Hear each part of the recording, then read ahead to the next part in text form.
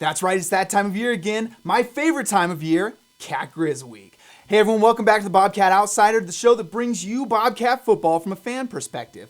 I'm your host, Shane Driscoll. Last week, the Bobcats went down to Davis and beat the Aggies. Next week, the Bobcats are playing who else? The U of M Grizzlies. We've got both of those games for you coming right up in the Bobcat Outsider.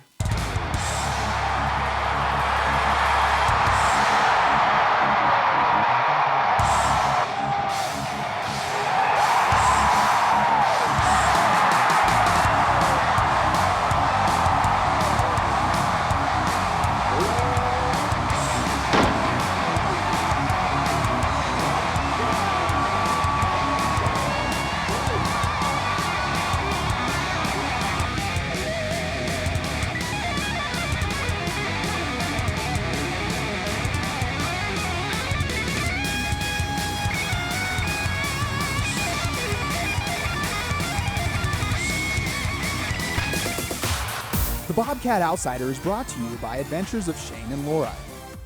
Come join the fun as we explore Montana, the national parks, and beyond.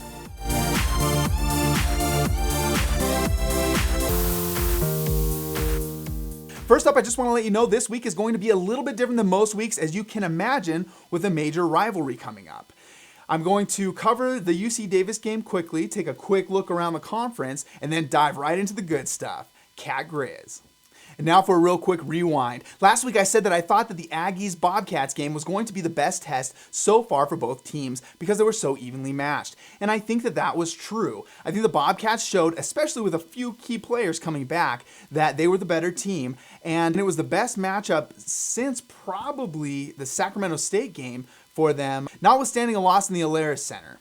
The Bobcats come away with a 27-17 victory, holding Jake Mayer without a touchdown for the first time in 14 FCS games. I loved seeing Afonso Johnson and Hadley back, and Afonso looks like he's really in good shape and he's fully back. Although Troy is clearly not 100%, he looked relatively healthy and was still a big impact player.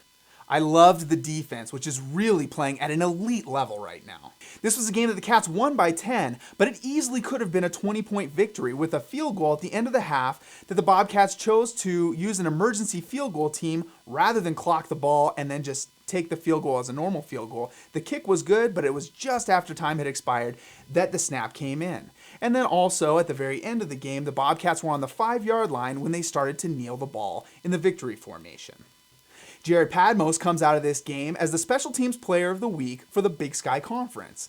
The Bobcats move up 2 spots from number 10 to number 8. Although the committee doesn't have them on the inside of the seeded teams, that's that last poll spot that will buy them a seed in the tournament. Obviously, they have to do very well and probably beat the Griz to get that seed. Elsewhere in the league, half of the teams that are in the top 8 of the stats poll are from the Big Sky Conference, the Griz, Sac State, and Weber being the other teams. Previously number 4, Northern Iowa got stomped by South Dakota State. And number 9, Furman, got rolled by previous number 21, Wofford, making room for Montana State's ascendance up the rankings. So let me set the stage for the Big Sky Conference for you. There are 3 teams with 1 loss at the top of the conference. That's the Griz, Sac State, and Weber State. Those teams have losses to each other in a sort of round-robin type of fashion, making them all tied as far as the auto bid goes, meaning that the tiebreaker, being the head-to-head matchup, doesn't give any of them a leg up on any other. The next 2 teams are Montana State and Eastern Washington with only 2 losses in conference play. So the scenario remains on the table for the conference championship to be shared by 5 teams. If Montana State wins their game, that means that the University of Montana will have lost their game. Weber State, if they lose and Sac State lose, then that means, and obviously Eastern Washington would have to win, that means that there would be 5 teams with 2 losses in the conference. That's how crazy the Big Sky unbalanced schedule is. But, and this is a huge but, Idaho State, a completely lost team right now, would have to beat Weber State in this scenario, and that's just not going to happen. So that means that Weber State is all but a lock for the conference championship. The only way that Weber would not have at least a share of the championship, barring, of course, Weber State completely just melting down and losing to Idaho State in the last game of the year, would have to be Sac State losing to UC Davis and University of Montana beating Montana State. That's not the wildest scenario. Sac State is a very good team and definitely the favorite in the UC Davis game. And UC Davis doesn't really have anything to fight for anymore. They're completely out of the playoffs at this point. But it's not outside of the realm of possibility. If the Cats beat the Griz, Sac State's performance against Davis will not matter, and Weber will be the outright conference winner. Weber State is all but a lock for the conference title, and other than 3 teams being even for the auto bid, the only team that has a really good chance of getting the auto bid alone. Weber State is all but a lock for at least a share of the title, and obviously the only thing that they can do to have one more loss than any other team in the conference would be to lose to Idaho State, and that scenario is so unlikely. Obviously, it's a Big Sky, and really anything can happen. Idaho State absolutely trounced North Dakota, who beat a lot of good teams, including the Cats. But right now, they're just so lost, I just don't see that happening. If the Cats beat the Griz, Sac State's performance will not matter in the competition for the auto bid. Weber State will get that outright. And finally, if all 3 teams win their games, because they have a round-robin style of head-to-head wins against each other, word on the street is the auto bid would come down to the Sagarin ranking. But the auto bid is probably not a very big deal this season for the Big Sky Conference, with 4 teams that are all but a lock for the playoffs and 4 teams that potentially could all end up being seeded. Quickly, I just want to mention the Montana State men's basketball team again. Holy smokes, if you haven't seen this, go look up Harold Frey half-court buzzer beater. They went down to the Spartan Invitational down in North Carolina, and they swept the tournament. But the biggest highlight was that at the end of their second game, they went down by 2 points, and Harold Frey got the ball with just maybe 2 seconds left, inbounded to Harold Frey. He runs up as far as he can take it, but that's only half court, and he just launches it. Sure enough, buzzer beater. The Bobcats win, and that is the game that if they had lost it, they wouldn't have swept the tournament. So congratulations again to you guys. Danny Sprinkle, I just can't say enough about the job you're doing with these Cats. And now, what we've all been waiting for, Cat Griz. Grab your Bobcat gear and annoy all your Griz coworkers. This Saturday at high noon, the Bobcats welcome in their fiercest rival, the University of Montana Grizzlies, for the 119th rendition of the Brawl of the Wild. The Griz are surging into the postseason, and the Bobcats will have their hands full. But fortunately, the Bobcats have gotten some of their key players back and are playing their best football here in November. You all know the history, so I won't go too far into it other than to share a couple of my favorite Cat Griz moments. Number 3, the 2003 kick return by Corey Smith to start the football game. This is a real popular one. I'm sure a lot of you remember this one. This was 1 year after the Bobcats broke the streak. The game was in Bozeman, Montana. The weather was extremely snowy and cold, and the kickoff skipped off the turf well ahead of the 10-yard line, and that's where Corey Smith picked it up and ran it all the way back untouched for a touchdown. That was a great way to kick off that 2003 football game, and the Cats would go on to win that one. And number 2, many of you won't want to reminisce about this game, but the 2014 Cat Griz football game, where many Cats had their absolute worst football game, one Cat came in and played his heart out the duration of the game.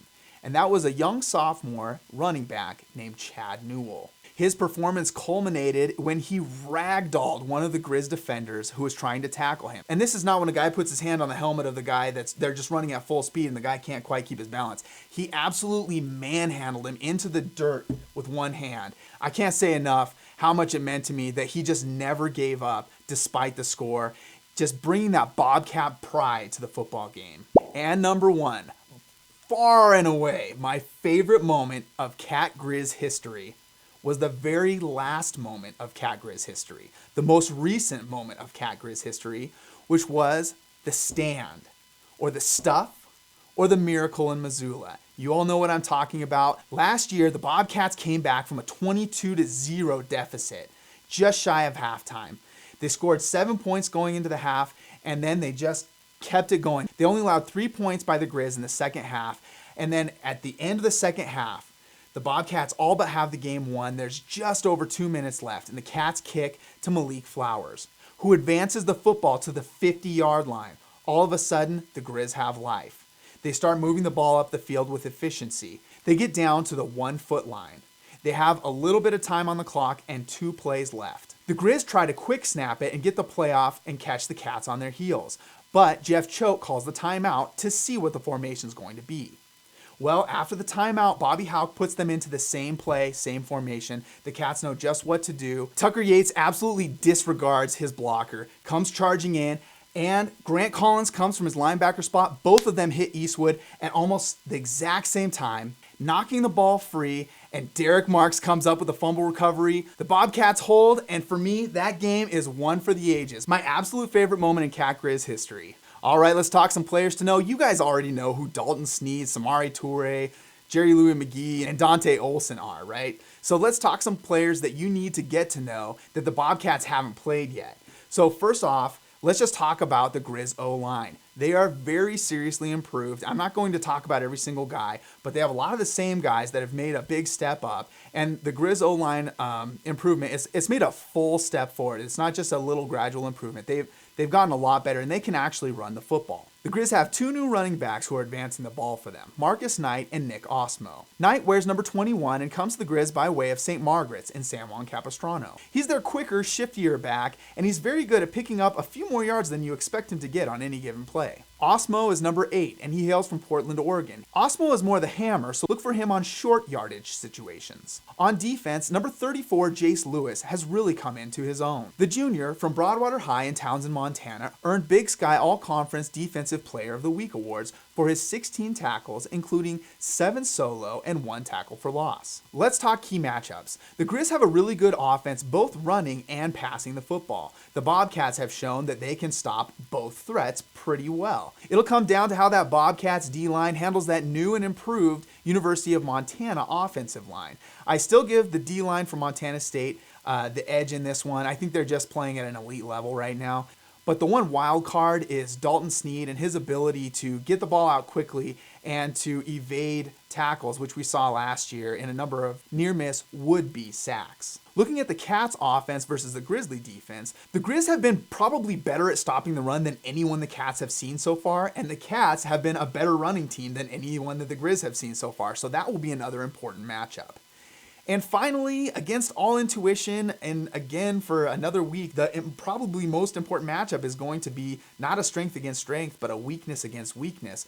Montana State's passing game not being a cream of the crop type passing game, that's the place where they can exploit the Grizzlies the most, as the Grizzlies are giving up much more passing yards than they are giving up yardage on the ground. But I think what we saw last week at UC Davis was a little bit of an eye-opener. The Bobcats are turning the corner in that passing game, and I expect them to get some chunk yardage. I do think that the Griz are still going to sell out on the run game and put their corners on an island, and I think that that's where the Bobcats are going to exploit those matchups and get a few chunk yard plays to really kind of loosen up the game a little bit. And the one thing that I think is going to be really important, and it's not so much a phase of the game, it's just a general mentality and level of focus, and that is mistakes. The Grizzlies have done a very good job of capitalizing on mistakes. When they played Weber State made a number of critical errors. The Griz were able to turn those errors into touchdowns, and that made all the difference in this football game. Montana State is going to make a couple of errors. They're going to make a couple of errors in times that you just feel like you can't afford to make errors. That's just who this team is. We've seen them do it, and we've seen them overcome it. They can't make more than 2 errors in this football game and still come out on top. They're going to make 2 errors in relatively critical situations, but if they make 3 or 4 errors that are complete 14-point swing type of errors, they're not going to win this football game. Not against a team that plays so hard and rallies so fast to the football. So Bobcats, I just hope that you guys have had the playbook in your hands all week this week, that you've focused in, you've watched every single bit of tape that the Griz have put out there for you, and you know exactly what to do when the moment comes. As always, Cat Griz will kick off at high noon this year in Bobcat Stadium. You can watch the game on Root Sports, and Root Sports actually does have a streaming app. The thing is, they only offer it to people who have Root Sports through satellite or cable television. So you can stream this football game if you want to, but you've got to have Root Sports to do it. Pluto will not have rights to this football game, but who am I kidding? Who of you guys is not going to be in the stadium or at least at some bar cheering on your team with 500 of your closest friends? And now time for Outsider Opinions. This week I just want to say, in my opinion, what you say about other people says more about you than it does about other people. When you're confident and secure in your own abilities and your own status, you don't have to run other people down to try to make them seem lower than you. In fact, confident people generally pick other people up. When you're constantly running other people down and criticizing them and trying to make them look bad, you come off as petty and insecure. If you saw someone rummaging through the garbage to find something gross to throw onto a stranger, you're not going to think, oh man, that stranger must be a loser. Why is someone going to throw garbage on them? You think, watch out, there's a garbage person on the loose. So if you do those things, it's going to be really difficult for you to take the high road down the road, even if you're being tongue-in-cheek and oh so clever. All right, I want to give a quick shout out to the Tootell and Nuanez show. You can catch their show. You can watch them on SWX if you have SWX all across Montana. You can listen to them. If you live in Missoula, you can listen to them on, I think it's 102.9. And if you want to listen to them across the state, you can actually stream them. And this obviously even out of state. You can go to their website, just search Tootell and Nuanez. Also, they post their stuff on YouTube. So there's a lot of ways to watch or listen to the Tootell and Nuanez show. Always brings so much more content to Cat Griz Week. 4 o'clock, you can find them on channel 199 on Spectrum. That's SWX. Do you have an organization, product, or event that you would like to feature on the Bobcat Outsider? Send me an email. I'll leave my email address in the description below. Thanks for watching, everybody. Be sure to follow me on Twitter @ShaneDriscoll. You can always find the most knowledgeable, best researched, and most thorough coverage of the Bobcats, the Grizzlies, and the rest of the Big Sky Conference on Skyline Sports. That's at SkylineSportsMT.com. As always, the Bobcat Outsider is brought to you by Adventures of Shane and Laura. If you love Montana and the national parks, check out the YouTube channel that chronicles our adventures around Montana and beyond. If you like the video, be sure to like it. If you want to see more like it, click subscribe. Go Cats!